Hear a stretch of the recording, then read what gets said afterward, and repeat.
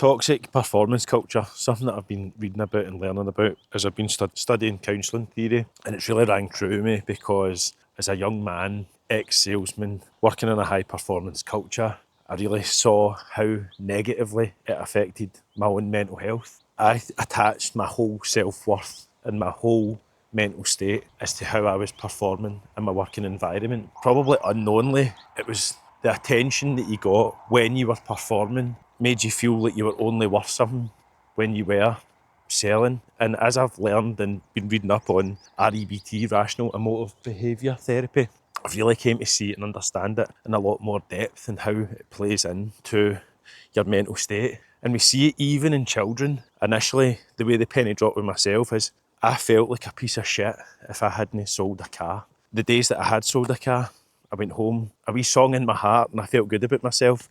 But if I didn't, the way people engaged with me, or I felt like people engaged with me, was because they didn't feel like I was worthy of being engaged with or their time unless I was performing. And I think we even see it in children. A child attaches its self-worth to the attention and the love that they get for their parents.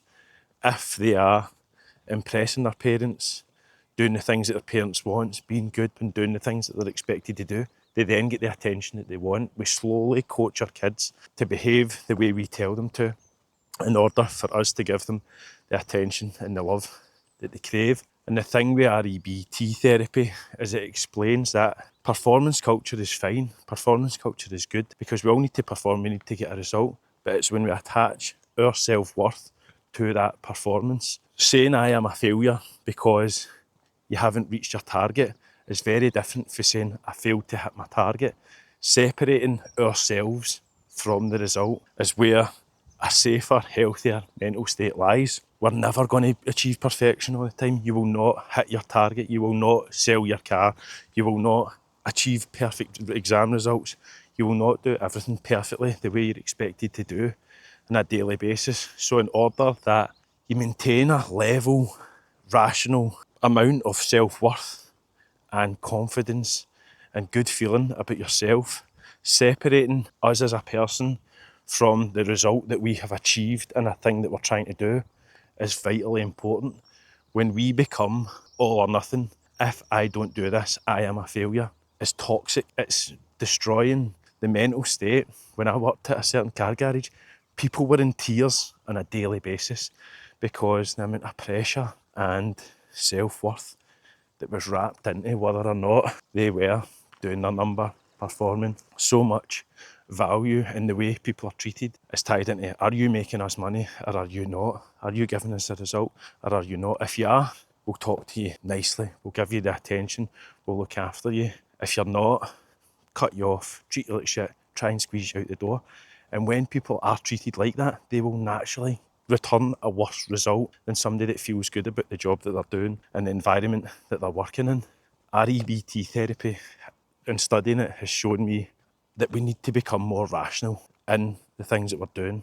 Expecting perfection and then being completely disappointed with an unacceptable result because we've not achieved perfection is melting our brains, it's melting our self-worth, and it's destroying our confidence, which only leads to even worse results, just multiplying off the back of each other. It's like a flywheel to fucking depression. We really need to get out in front of it and try and get ahead of it and stop it and try to actually see the person within each environment, support them, which I talk about all the time as well.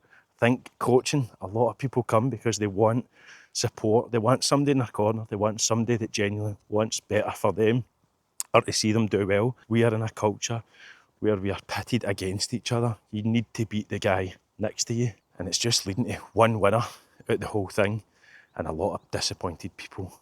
Mental states obliterated, happiness destroyed, only feeling fulfilled and worthy when they're making money, doing a thing, achieving the goal. We can't win all the time. It's literally impossible for us to win all the time. Doesn't mean that we're not worth a piece of shit. Doesn't mean that we're doing the wrong thing. It doesn't mean that we've even done the thing wrong. It's just that we've lost out. It wasn't our turn on that occasion. And trying to separate our own success in a professional environment, our own success in work, our own success in sales, our own success in sport, and separating that from how we are as people. Are we worthy? Are we happy? Are we confident? And if we can change that, going to be better for everybody. REBT therapy, rational emotive behaviour. Being rational and thinking of the full alternatives as to what can happen rather than focusing on one negative potential event that destroys every other outcome possible and pulls down our mental state and makes it actually harder for us to perform because we're operating from such a low level. It just provides a bit of perspective and another way of thinking and a framework to then think about. You've got the ABCs as well of REBT therapy. Activate an event. What has happened that has caused the reaction in you? B becomes belief.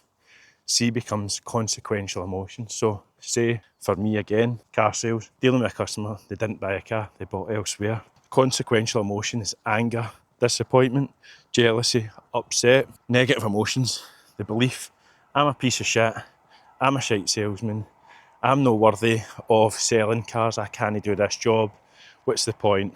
Those beliefs are completely irrational because one person has not bought a car from me. But those emotions and beliefs then lead to me then selling less cars because I feel that way about my own performance. And that's where that negative flywheel comes, because my whole beliefs, self-worth, are so irrational that I am now affecting my own performance moving forward. The D of the ABC, D is dispute. Take a step back. What's the belief? I'm shite, I'm no good at my job, I can't sell cars, what's the point? I might as well chuck it. Dispute that. What's actually happened? They've went elsewhere. They had a car in a better colour. They get it slightly cheaper. It's slightly closer to home. There's so many alternative reasons to why somebody would buy something elsewhere. And that is why they've done it. Or they've spent all their time with you. You done all the hard work. Somebody just got lucky and they were bored and just thought, let's just do this and put it to bed. Simple as that. Nothing to do with the ability of you as a person, as a salesperson. But we internalise that. And because we've internalised those beliefs and the way we feel and the way we think, we then go out, return a poorer result, and it just continually multiplies from there on, and it's just additional grief and discomfort that we're adding to our own lives. G, growth or goal, would then be, next time that happens, what do I do? I go, could I have done anything better? Is there anything I missed? Is there any information that I didn't give them? Did I have the opportunity to close the sale and didn't take it? What went wrong? Learn the lesson if there's a lesson to be learned. And if not, move on and chalk one down to, we can never be perfect. We can never sell every single car. We can never complete the goal every single time. And move on to the next opportunity. 2, win. 2, sell the car. 2, achieve the goal. 2, lose the weight. Next time, separate our self-worth from our performance. We are always worthy. We are always enough, regardless of the performance that we are turning in a professional environment, in a life environment. We cannot win all the time. And when we think we must to be worthy, we're setting ourselves up for a failure every single time, and we're making it harder. We're putting ourselves in the mud for the off. Keep it simple, because it is.